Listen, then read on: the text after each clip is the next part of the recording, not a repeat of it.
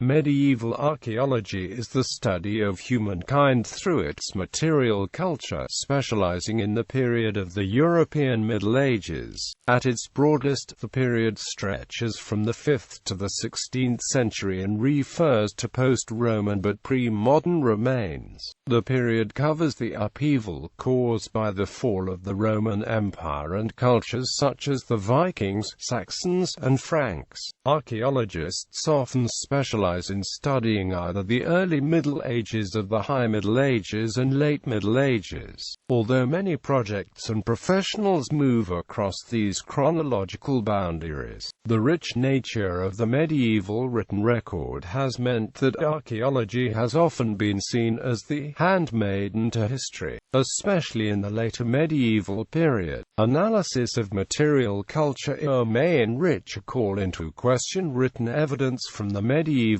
period, and the two sources of evidence need to be used together. Medieval archaeology has examined the development of medieval settlements, particularly the development of medieval towns and castles. It has also contributed to understanding of the spread and development of Christian monasticism during the medieval period. History of the study of medieval archaeology. The Society for Medieval Archaeology was founded in 1957.